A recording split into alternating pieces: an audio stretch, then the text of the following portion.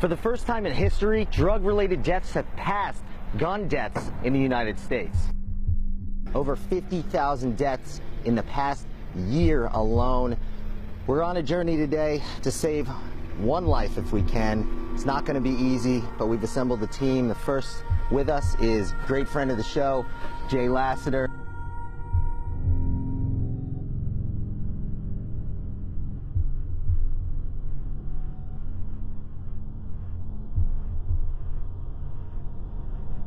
I hope today's the day for TJ. I hope that we can get in there and we can make some magic and convince him that this is the right thing to do. But like, he's a drug addict, and like we're never rational. I mean, if he's got a lot of heroin on him, he's probably not going to come. Right. We're going to meet Christy Walsh. We're going to meet her mother, who actually hasn't spoken to her son in a few years.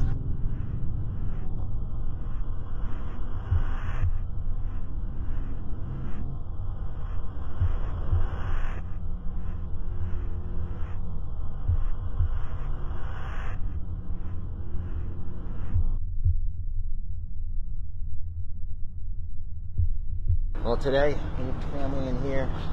They've lost their son, their brother, their nephew. He's on the streets over under the Ben Franklin Bridge. Homeless, addicted to heroin, college graduate, handsome kid, and I can relate. Yeah, We're gonna go save him.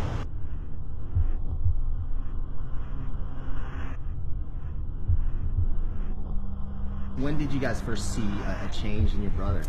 A change? Oh, a long time ago. I would say right after he graduated college, actually.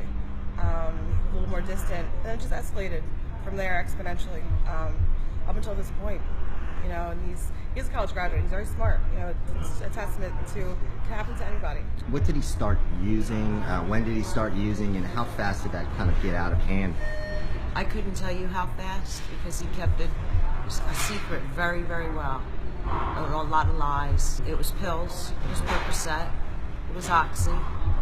And when he was arrested in my kitchen in June of 2015, the officers let me know it's heroin. Oh, wow. And I was floored. I had not a clue. I'm kind of thinking that the approach might be the presence. I think the four of us should kind of try to track him down. And I think the sight of the family members that he hasn't seen in quite a long time hopefully will spark some emotion, because there's not a lot of anger, there wasn't a lot of fighting. They were saying if he can see us together and that we're here to support him and here to help him, I think he might be able to do it.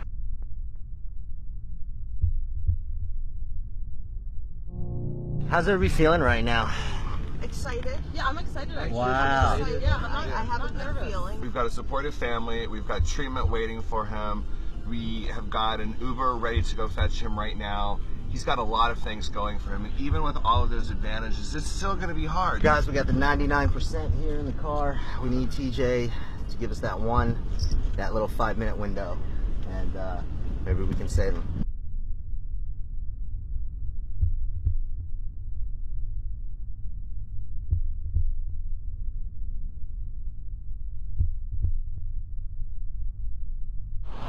This is where TJ would spend a lot of his time, panhandling over there, people getting on the Ben Franklin Bridge.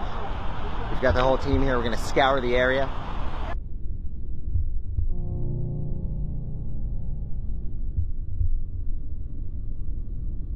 So right now, guys, Dottie's on the phone with Homeless Services. We're trying to see, since it's a code blue and it's very cold outside, if TJ is in one of the male shelters here in Philadelphia. We ran into a gentleman that says he thinks he saw him wearing a beanie and getting kicked out of the Greyhound station on Friday morning at 6 a.m. So hopefully he's close to there. We're headed there right now.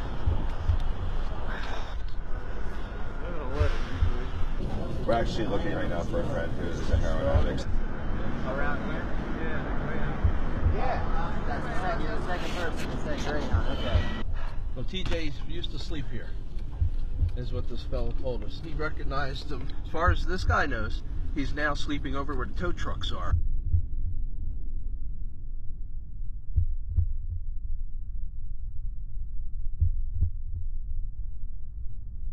How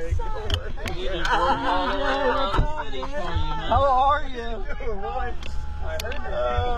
Yeah, in a good way, man, in a good way. Oh, I'm so sorry, dude. Oh, no, what? I was locked up for my birthday, and then I missed my court date, so I got locked up 3 days ago. Oh my gosh, I can't believe we just ran into you, man. How many days clean? Today is 7. Congratulations, man. When's the last time you had 7 days clean? It's been a long time. It's great. Really long time. In jail? Yeah. What are you doing right now? What are you doing right now? You want to hang out with us for a bit? Eat? Yeah. Hang out? Alright, awesome, dude. Maybe. Let's go in. You guys. Oh, no, definitely not.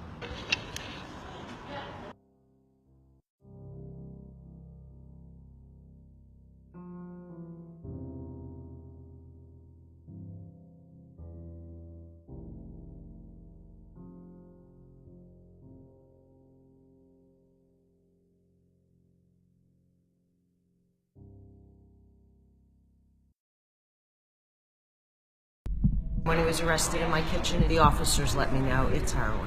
We're on a journey today to save one life if we can. We've got a supportive family. We've got treatment waiting for him. We've got the whole team here. We're going to scour the area. How are you?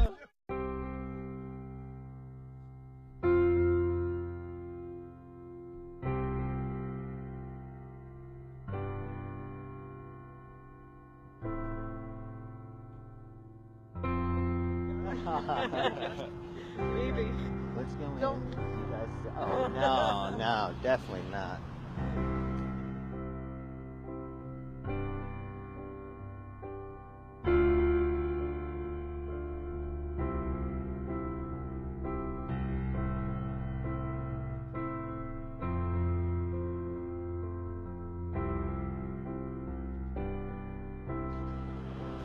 Phase 1. Located TJ. Nice beard. Nice beard, dude. That's all I'm gonna say. Nice beard. Now, the real process begins. First part accomplished, second part.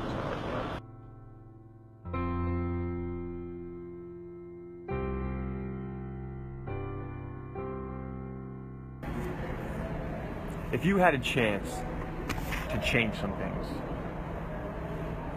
would you be open to hearing about some opportunities? Yeah, absolutely. I've been doing a lot of thinking. So we're all here together to, one, find you, one, to make sure that you're okay, and two, we have an opportunity to kind of right some wrongs a little bit. And we're all here because they want you back in the family, like back.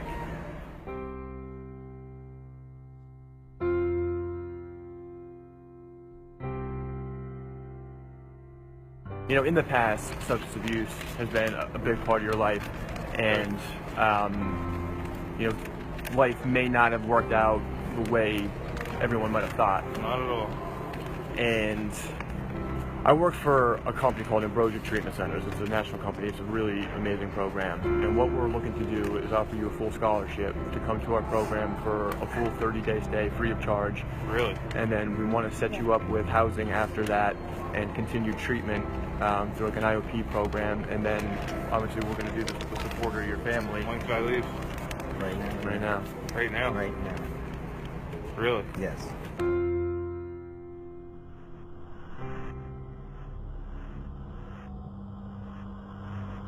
I'm a reporter. I've been doing a lot of heroin-related stories. And every story that I do, I'm sitting in somebody's living room when the person's already dead. And these stories are getting people to talk about it at least, and their family members that are in trouble. It's an epidemic. And I've known Christy for a long time, and she told me a little bit about what's been going on, and I had no idea because nobody really talks about this stuff. And you know, I don't want to sit in another one of those living rooms very soon. And I can tell how much they love you. Before you guys pulled down the lane, I told you I was talking with Bill for the last 20 minutes, and I said, I can't believe that my family hasn't come like with one of these interventions yet. I said, I know that's what this is. I said, I don't want them to see me until I shave. I said, and I told him. He said, I like to see you just like this. know it's my family. I said, I hope that's what this is. He's like, what are you gonna do? And I said, dude, I'm gone, bro. Like, I'm done with this. I can't do it. So I went through it. your sister put this together. I want you to know that.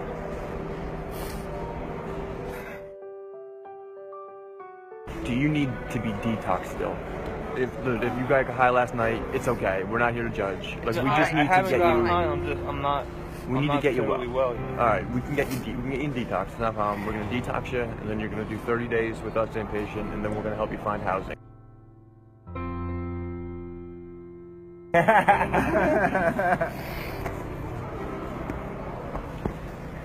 See, as soon as you left, we ran into him. As soon as you left. Are you in shock? I don't even know. You're loved. I never I even knew met. that. I never met you before. I know you guys have had it tough for a long time, but I can tell how much they love you, how hard we've been looking for you today, and you know, everybody's been excited. We all had this like weird, positive feeling, even though I had a really good feeling. Yeah.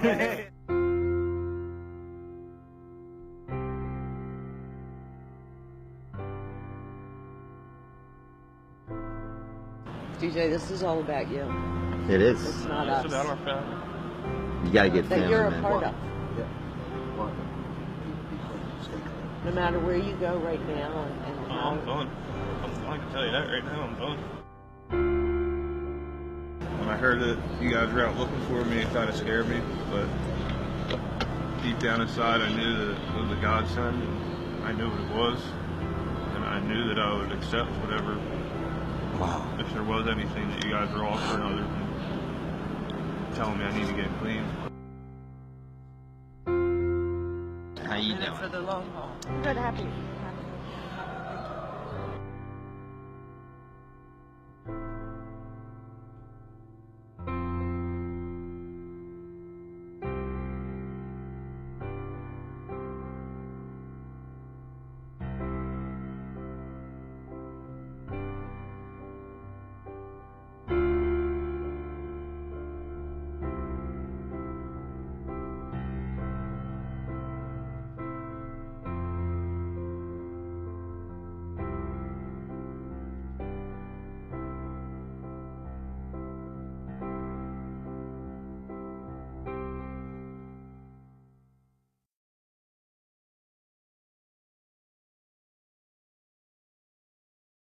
When I heard that you guys were out looking for me, it kind of scared me, but deep down inside, I knew that it was a godsend.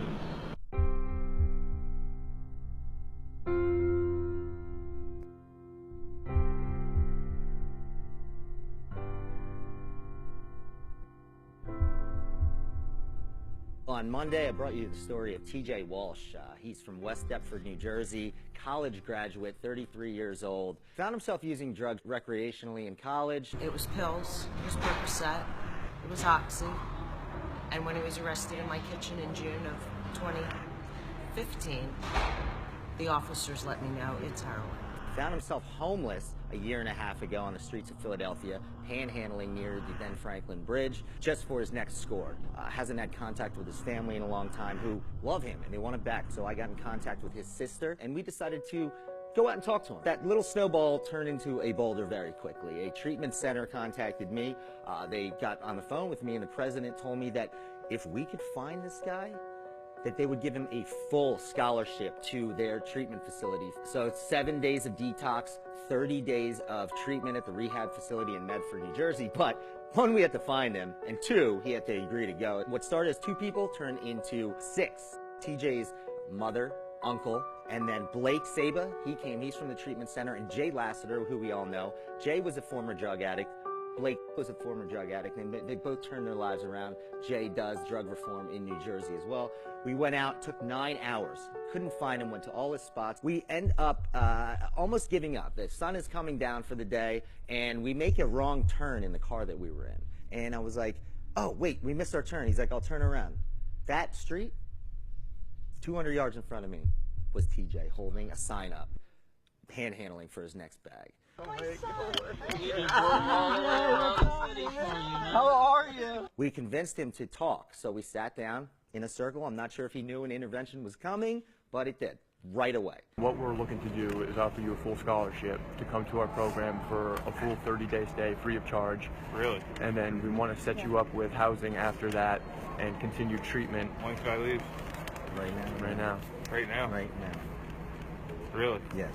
And we weren't sure it was going to happen. There's a 5-minute window is what I hear from all the addicts, all the former addicts. You don't have any drugs in your pocket, you didn't just do drugs, or you're not high. It's not that often that that little 5-minute window happens. We were right in that 5-minute window. But TJ was willing, and he agreed to go to rehab. And we took him there, and he went to detox. He's in detox right now. TJ is going to be transferring to Ambrosia Treatment Centers in a day or two. He is still finishing up his detox with Sunrise Detox in Cherry Hill, New Jersey. I got some amazing messages in reflection from the ragtag team that we put together to find TJ. You guys didn't even know our family. And you treated us like family, and it means so much. I have high hopes for him, and there's only one way to go, and it's up. And heroin is out of his life. I believe that. I'm grateful that today he's safe. I'm grateful that his mother was able to sleep soundly for the last couple days. It was a remarkable chance to reflect on that life. It's a life that I, as a former addict, can relate to, and it's nice to be reminded that I don't want that life anymore. This was one of the most beautiful moments, not just of my career, just of my life, that I got to be a part of something so special. TJ's mother couldn't muster up the strength to do a video, but she told me she spoke to TJ, and he is super motivated in detox, and he's ready to go to rehab. He should be leaving on Friday. They're taking the first step down a very, very long, hard road. On top of overcoming the power that heroin has, there's a family here that really needs to heal. There are relationships that need to heal. The lies, the cheating that happens when drugs come into play, it leaves a lot of damage behind. So I hope that they can all heal together, and I'm really happy that they're taking this first step. I just lost a close friend to a heroin overdose. It's not just about getting them into treatment immediately and off the street. It's a long-term thing. It's going to be a constant battle. Every story I've done before this was a death in a family, and I'm sitting with the family in their living room talking about the deceased individual, and I was thinking, maybe we can help somebody that's in need, that's actually alive right now. Heroin use and drug abuse in general is going up and up and up in all the issues that people are concerned about. The problem is when people read this stuff, they're just statistics. So when Rohan comes with a story like this and so many others, when you can put a face and a family on these things, it really emphasizes how important it is, because these aren't just numbers. These stories are not supposed to be easily digestible. Yeah. They're supposed to make you feel uncomfortable. I'm invested in the story. I'm invested with this family. They invited me over for Christmas dinner, actually, which is pretty interesting. I took a drive over to the detox center last night, and I brought TJ candy. I bought him cigarettes, the things that he needed. I dropped them off. I gave him a little note in the bag that said, the whole world is behind you. Stay strong. We can't wait to see you on the other side. I've been getting emails and messages on Facebook from people from across the country. It's been viewed thousands of times already. So if we can save another life by somebody seeing this. I'll get there. It'll be a road, but we'll walk it together. That's right.